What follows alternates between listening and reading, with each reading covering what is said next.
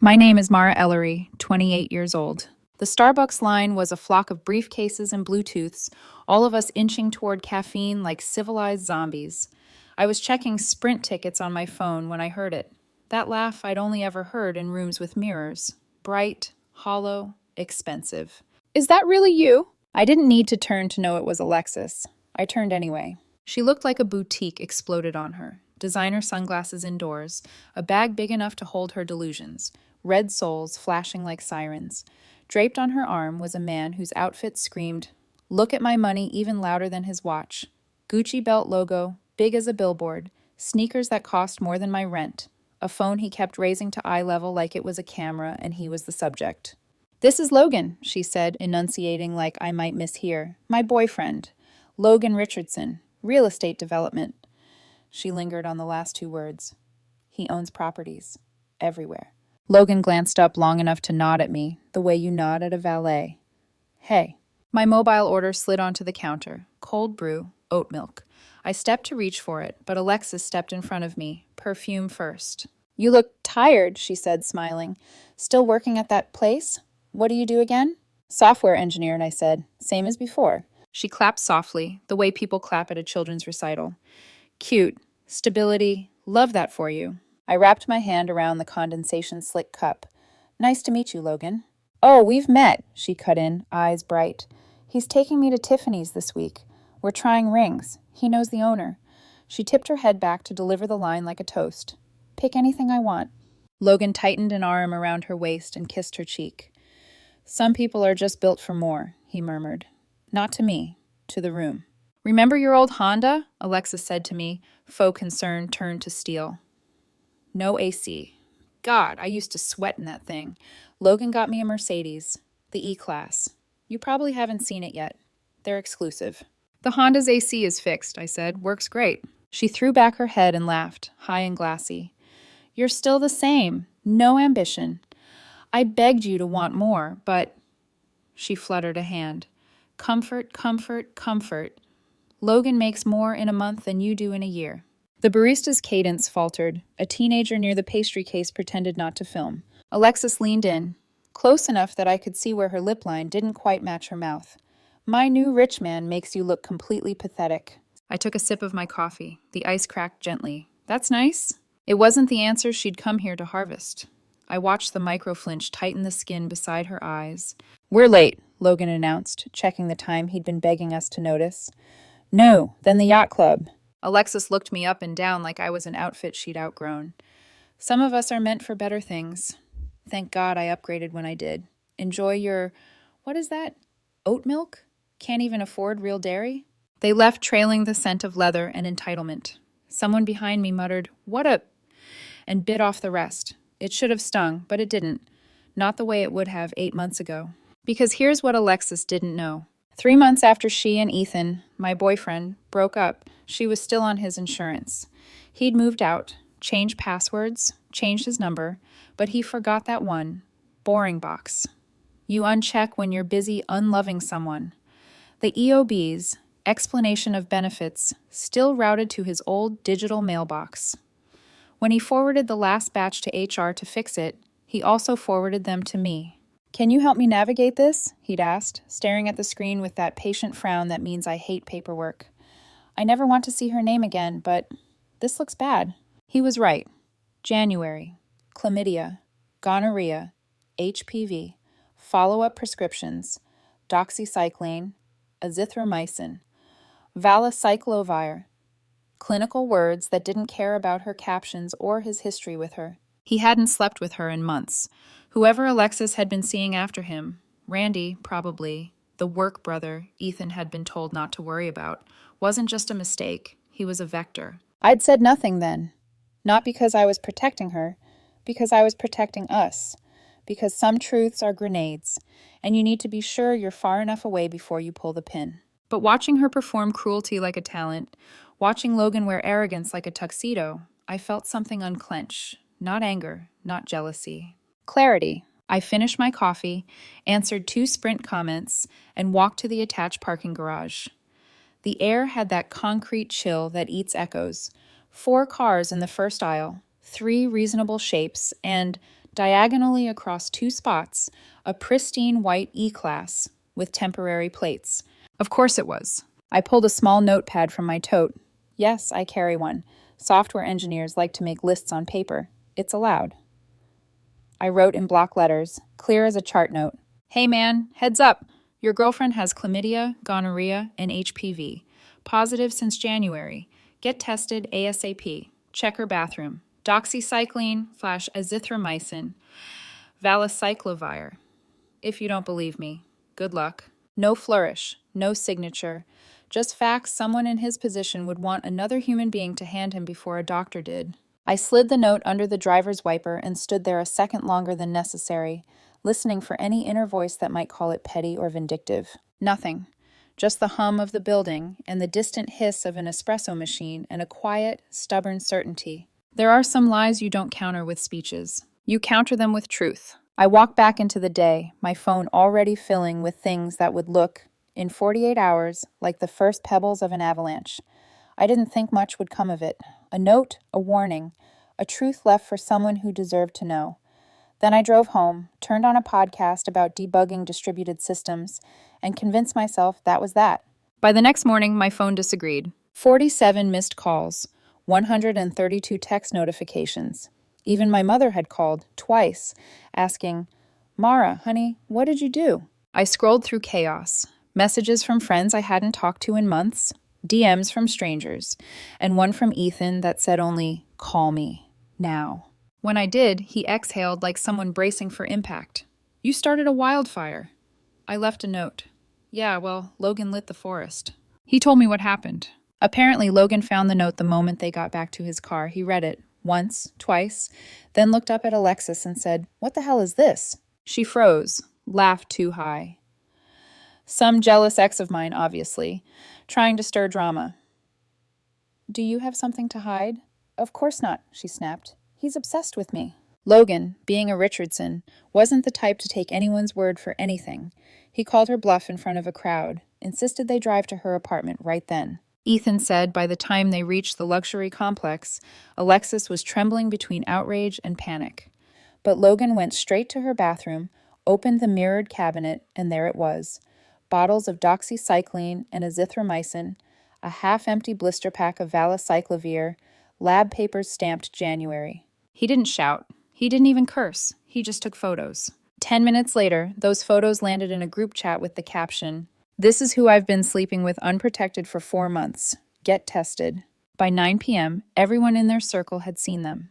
By 10 p.m., screenshots were everywhere. And by midnight, I'd learned that when wealthy people implode, they don't do it privately. They do it with collateral damage and witnesses. Alexis's response came swift and sloppy. First, a long Instagram story of her sobbing in soft focus. When you love someone, you never expect them to humiliate you. Some people are just jealous of happiness. Hurt people hurt people. Then a captioned photo. Her hand clutching a tissue, a quote about betrayal written in cursive over a blurred background. But the comments section wasn't cooperating. Didn't you cheat on him with Randy last year? Girl, I tested positive in January. Thanks for the souvenir. You literally bragged about sleeping with half your office. Within an hour, her comments were a war zone. People she hadn't spoken to in years were dropping receipts, screenshots, DMs. Her facade cracked. By morning, she'd deleted the posts. But the internet doesn't delete. It multiplies. Then came the threats. Her brother Russell, forever in her shadow, forever trying to act like her guard dog, posted a selfie on Facebook. Mean mug, vape pen, captions like, You don't know who you're messing with. I know where she works. He tagged my name, my company, even the building address. That was enough. I spent my lunch hour filing a police report. The officer barely looked up from his keyboard as he read Russell's threats aloud, shaking his head. Gotta love keyboard warriors, he muttered, printing out the report. Ethan offered to drive me home that night. He'd been silent most of the day, watching everything unfold from the sidelines with a strange blend of fury and disbelief. She could have ruined your life, you know that? He said finally. The lies, the insurance fraud, all of it. She tried, I said. Now she's just finishing the job on herself. You sure you're okay? I'm fine. I wasn't exactly, but I wasn't broken either. Sometimes survival looks like calm. At midnight, my phone buzzed again. A message from an unfamiliar number. Hi. You don't know me, but I'm Randy's wife. I wanted to thank you. I've been having symptoms for months. He said it was nothing. I got tested yesterday. Positive. For both. I'm filing for divorce. If you have proof of their affair, could you send it? I stared at the message for a long time, the irony bitter on my tongue. All I'd done was leave one note. And somehow, that truth had started a domino chain across 3 relationships, 2 offices, and half a city's worth of gossip. I forwarded her what I had. Dates, texts, the screenshot of the EOB with the diagnosis codes. She replied 10 minutes later. There's more. Randy was sleeping with 3 other women at their office, including HR. They're investigating. It's about to blow wide open. I typed, "Good luck," and put my phone face down. But I didn't sleep. Because the funny thing about truth is, it doesn't stop once you set it loose. It keeps finding people who need it, whether you meant for it to or not. By dawn, the Alexis incident was a trending topic in our city. Someone had leaked the text messages, the screenshots, the note, everything. A podcast host even called it the most chaotic case of public karma we've seen this year. Ethan scrolled through the headlines beside me, whistling low. You realize if this were a show, no one would believe it? They'd call it unrealistic, I said. He looked at me, half amused, half proud. You're not even gloating. I don't need to. He reached over, squeezed my hand. That's the scariest part. Around noon, Alexis tried one more move, a long black screen Instagram story that read, "You can destroy my reputation, but you can't destroy my soul." She followed it with another post, her GoFundMe link. Title, "Help me rebuild after targeted harassment." Goal, $50,000. Caption, I lost my job, my fiancé, and my home due to lies. I'm raising funds for therapy, legal fees, and relocation. The comments didn't last long before she turned them off. Maybe disclose your STDs before raw dogging half your office? Ma'am, your soul needs penicillin. My brother says thanks for the infection. Her fundraiser was flagged for misrepresentation of cause within hours. But the internet wasn't done with her yet. A new thread surfaced on Twitter that night. Screenshots from a private Facebook group called Richardson Wives. A post from Logan's mother read, "My son is safe. Thank you to whoever warned him. That girl won't hurt anyone else." That's when I realized I'd accidentally made powerful enemies and allies in the same move. The Richardsons didn't handle betrayal quietly. And Alexis? She was about to learn what it meant to cross a family that owned the buildings she used to walk past to brag. The morning after Logan's mother's post, everything started cracking open at once. By 8 a.m., Alexis's employer, a boutique marketing firm, was already trending on LinkedIn under ethics in workplace conduct. Someone had leaked internal HR emails about interpersonal relationships violating company policy. Randy's wife had sent the receipts straight to corporate, and by noon, both he and Alexis were no longer with the company. An anonymous employee posted, "They're calling it the Alexis Memo, mandatory health disclosure and anti-fraternization training for everyone. HR is in full meltdown." I read the thread while sipping my coffee at my desk. Ethan texted me from across the room where he was debugging code. Ethan, "She's trending again." Me, "You sound almost sorry."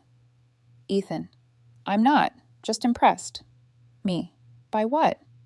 Ethan, "The speed of karma." I smiled, even though my stomach had been a knot since all this started. I hadn't wanted a spectacle, just closure. But closure, apparently, comes with collateral. By lunchtime, our receptionist pinged me on Slack. "Someone asking for you in the lobby. She says it's urgent." I froze. "Describe her." Designer heels, crying, but like Instagram crying. I didn't need more details. When I reached the glass doors, Alexis was there, perfectly made up, pretending to tremble. A single tear clung to her lower lashes like a prop. "We need to talk," she said. "Please, just 5 minutes." "No, we don't," I said. Her voice dropped its fragile tone instantly. "You ruined my life." "I told someone the truth," I replied. "That's all." "The truth?" she hissed. "You're a liar, a jealous little nobody. I was about to be engaged." "Then maybe you should have told him about your test results before he bought the ring." Her composure cracked. "You're disgusting. Do you think you're better than me? You work in some boring cubicle writing code no one reads. You'll die alone in a 1-bedroom apartment with your stupid computer." "At least my life's not trending for biohazard reasons," I said quietly. She screamed. A real one this time. Sharp. animal, startling even the security guard who was already moving toward us. "I'll sue you for defamation," she shouted as he took her elbow, "for emotional distress, for ruining my reputation." "Ma'am," the guard said calmly, "you did that part yourself." Her heels clacked wildly against the tile as she was escorted out, her voice echoing down the corridor. "You'll be sorry. My cousin's a lawyer. You'll lose everything." The guard watched her car peel away from the lot, then turned to me. "You know," he said, "I've seen all kinds of drama here, but that was Oscar-worthy." "Yeah," I said, still shaking a little, just not the award she was hoping for. An hour later, I got a call from a law office. The voice on the other end sounded exhausted. "Ms. Ellery, I'm calling on behalf of a client, Alexis Turner. She's seeking legal counsel for claims of defamation, emotional distress, interference with prospective economic advantage." He paused, then sighed audibly. "And loss of consortium." "Loss of consortium?" I repeated. "Isn't that for married people?" "That's what I told her," he said dryly. "Between us, Miss Ellery, I advised her against this. She insisted on the consultation. Can you explain your side?" "I left a factual medical note for someone whose health was at risk," I said. "Everything I wrote is provable. That's not defamation." "Exactly what I thought. Thank you for your time, Ms. Ellery." He hesitated, lowering his voice. "Between you and me, she's delusional." By that evening, Alexis had posted a new stunt, a GoFundMe titled "Help Me Rebuild After Targeted Harassment." The campaign read like a tragic novella. "I lost my job and my fiancé due to lies from a jealous ex. I'm raising $50,000 for therapy, relocation, and legal fees." Within an hour, it was flagged for misrepresentation of cause. But not before the comments section turned into open season.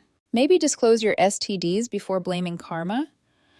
"My brother got chlamydia from Randy, who got it from you. Do I get a refund?" "Ma'am, this isn't harassment, it's consequences." Her mother even shared the link on Facebook. "My baby girl was destroyed by jealous people. Please help her rebuild." Someone replied, "Ma'am, your baby girl destroyed herself. We all have screenshots." The post vanished 30 minutes later. The HR fallout spread faster than rumor. Randy's wife told me she'd been contacted by 3 other women from his office. The company launched a full investigation, terminated Alexis, Randy, and the HR rep who'd covered for them. They even sent a company-wide email titled "Professional Boundaries and Disclosure Compliance." Employees nicknamed it the Alexis Memo. I shouldn't have laughed, but I did. Then, another message. This one from a name I didn't recognize at first. Logan Richardson's assistant. "Ms. Ellery, Mr. Richardson would like to express his appreciation for your discretion. Please confirm a safe address for the return of any personal materials belonging to Ms. Turner that might still be in your possession." I blinked at the phrasing. Appreciation for your discretion. That wasn't something you said to someone who'd started a scandal. That was something you said to someone who'd cleaned up a mess you didn't want photographed. I sent a polite reply. "Nothing to return. Wish him well." The assistant wrote back one line. "He does now." That night, Ethan and I ordered takeout and sat in silence for a while, the glow of my phone lighting up with new headlines. "You realize you've gone viral?" he said eventually. "I'm not the story," I said. "She is. You're the plot twist." He wasn't wrong. Before bed, I scrolled one last time. A new post from Alexis, black background, white text, "Going through the hardest time of my life. Seeing who my real friends are. Hurt people, hurt people. If you can't support me at my lowest, don't expect me at my highest." I almost felt sorry for her. Almost. Because it was tragic in its way. How some people never realize that lowest doesn't mean victimhood. Sometimes it's just the natural bottom after years of digging. Still, I turned off my phone. Tomorrow, I promised myself, would be quiet. It wasn't. At sunrise, Eleanor called from the country club, voice sharp with amusement. "You'll never guess who just tried to book a luncheon here under a fake name," I groaned. "Tell me you're kidding." "She used her mother's maiden name this time," Eleanor said. "Security caught it immediately. She's banned from every Richardson-owned property in the city now. Corporate memo went out an hour ago." "She's really not going to stop, is she?" "No," Eleanor said. "But at least now she's officially somebody else's problem." I sat up, blinking at the sunlight spilling through the blinds. For the first time in months, I felt like the world was resetting. Messy, but balanced. Karma might not move fast, but it's efficient once it gets going. 2 weeks later, Eleanor called me again, this time laughing so hard I could barely understand her. "You remember Logan's mom?" she asked between gasps.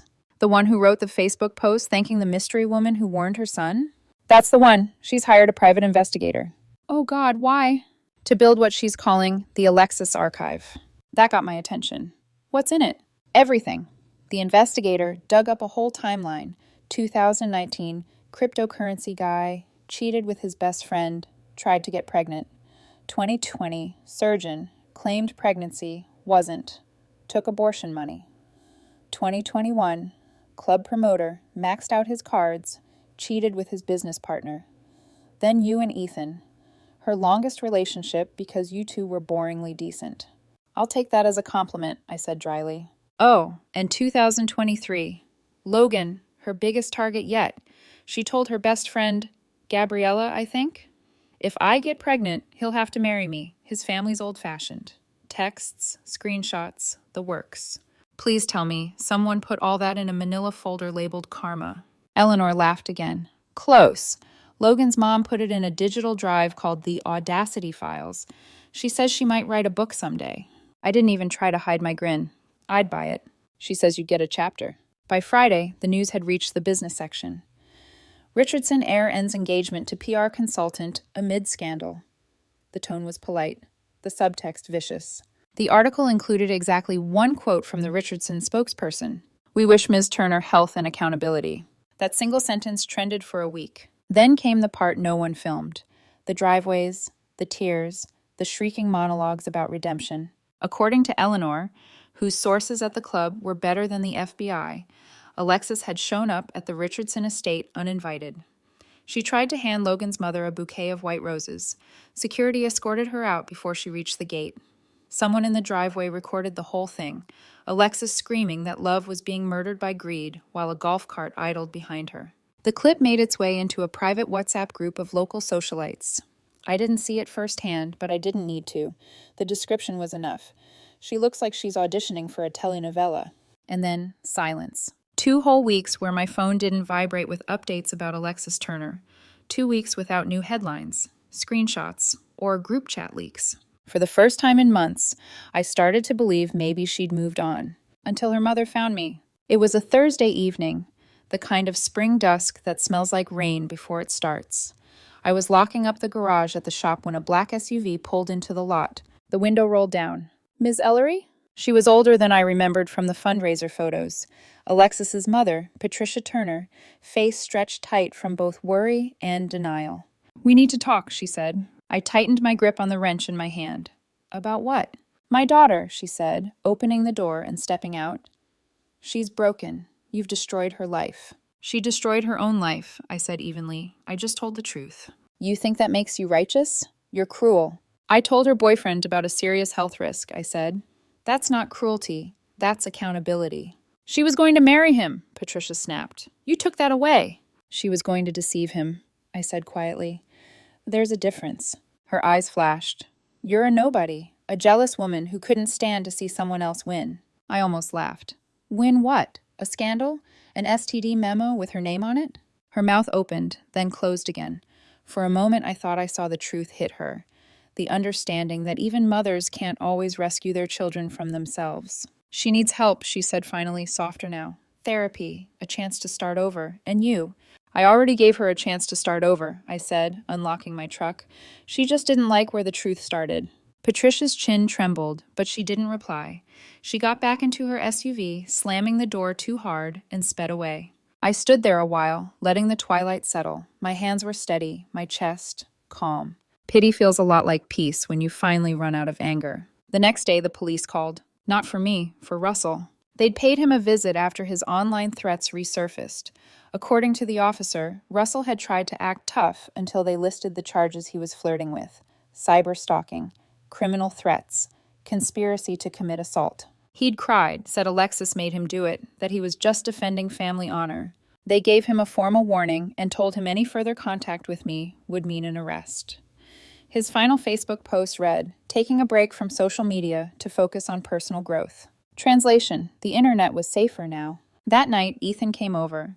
He'd been quiet through most of the drama, supportive but careful. We sat on the couch, takeout boxes between us, TV flickering low. You think it's over? He asked finally. For her? I said. No. For me? Yes. He nodded, thoughtful. You handled it better than anyone I know. I had help, I said, nudging his knee with mine, and context. He smiled, eyes soft. For what it's worth, I'm proud of you. Proud? For not stooping, for letting the truth do the work.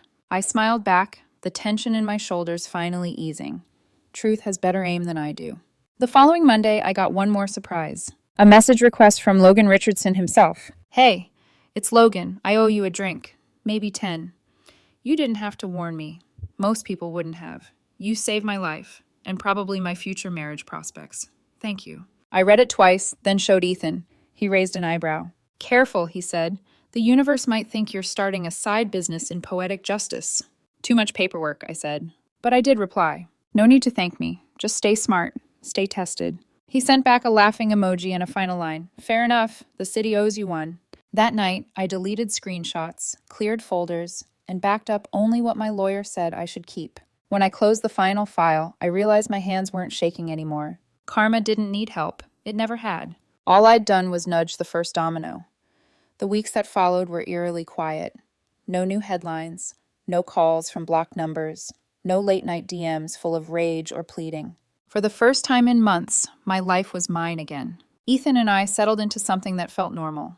Grocery lists, weekend road trips, debates about which coffee beans actually justified the price tag. There was no drama, no spectacle, no ghosts from someone else's past clawing their way back into ours. Just the kind of steady calm you don't appreciate until you've survived chaos. But peace, I learned, comes with its own echoes.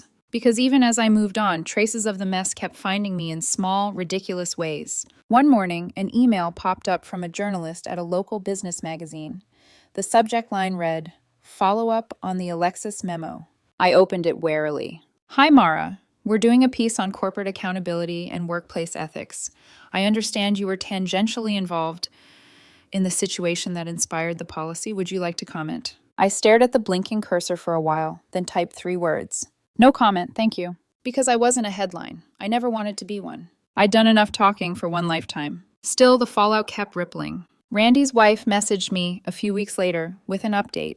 She'd filed for divorce, won full custody of their 2 kids, and reached a settlement that included a clause about undisclosed health risks. HR at their old company had terminated 6 people for misconduct. The internal memo, now mandatory reading, literally started with a line that said, "This is what happens when personal choices become professional liabilities." It wasn't subtle. It didn't have to be. I didn't feel triumphant, just done. Then one evening, an email came from an unfamiliar address. The subject line, "Closure." I almost didn't open it, but curiosity won. It was from Alexis. Her tone was strangely calm, stripped of all the gloss and venom she'd once used like armor. Mara, you probably won't read this, but I wanted to say that I forgive you for everything you did. I know you think you were right, but you humiliated me publicly. I've lost friends, opportunities, and love because of what you set in motion. Still, I'm choosing to heal. I hope someday you can admit you went too far. Peace and light, eh? I read it twice. Then I did what she never learned how to do. I didn't reply. Because closure doesn't come from answers. It comes from choosing silence when you finally realize there's nothing left worth saying. I forwarded the email to Ethan. His response came a minute later. She's still trying to write her own version of the ending. Yeah, I replied, but that's not my story anymore. A month later, the club held a charity gala for the new Fitzgerald Vocational Scholarship Fund, the one Eleanor and I had set up for trade students. The ballroom glowed gold under chandelier light, laughter echoing off marble floors. I wore jeans under a tailored blazer because Eleanor dared me to. Still the mechanic in the family, she teased as we clinked glasses. Always will be, I said. Across the room, Doug was holding court about the scholarship recipients. Kids who actually build things, he was saying, beaming. Imagine that. Skills you can touch. Tom would have loved it. I smiled. For the first time, being a Fitzgerald felt less like a weight and more like a foundation. When the night ended, Ethan and I drove home in my old Honda, the same one Alexis used to mock. The AC worked perfectly now, cold air humming through the vents. Think you'll ever sell it? Ethan asked, hand resting over mine on the gear shift. Never, I said. It reminds me that I earned everything that matters. He smiled. Even peace? Especially peace. Sometimes I still think about Alexis. Not with anger, just a strange kind of pity. She's still online, of course. Her posts are all curated apologies and rebirth quotes, a carousel of healing hashtags. One week she's selling wellness supplements. The next, she's an empowerment coach. Always the same caption: I'm choosing positivity. But healing isn't a filter you apply, it's work you do quietly without an audience. And I hope, for her sake, that someday she learns that. One night, I went through my digital folders one last time: screenshots, messages, police reports, evidence I didn't need anymore. I backed up the essentials for safety, then dragged the rest into the trash. The files disappeared one by one. When the screen went blank, I realized how heavy they'd been. Each image, each piece of proof, each little shard of a story that no longer belonged to me. I closed the laptop and let out a breath that felt years overdue. The next morning, I woke up early, drove to the pier, and sat by the water while the sun came up. The air smelled like salt and new beginnings. I didn't check my phone. I didn't think about what anyone else was posting or saying. For once, there was no noise, no chaos. Just the gentle lap of the tide and the quiet certainty that I'd survived something ugly without becoming ugly myself. Because peace isn't loud. It doesn't announce itself. It just arrives one morning when you realize you're not angry anymore. And you look around, and everything you have left is enough. When we got home later that day, Ethan was scrolling on his phone, grinning. "You're going to love this," he said, handing it to me. It was a text from Logan Richardson. "Hey, just wanted you to know. I'm engaged again. She's kind, grounded, and honest. No secrets this time. Thanks again, Mara, for the warning and for reminding me what matters." I smiled and handed the phone back. "Good for him," I said. Then I walked outside to the driveway, where my Honda sat under the maple tree, the hood catching sunlight like a quiet badge of survival. Some stories burn everything down before they set you free. Mine just burned away what didn't matter.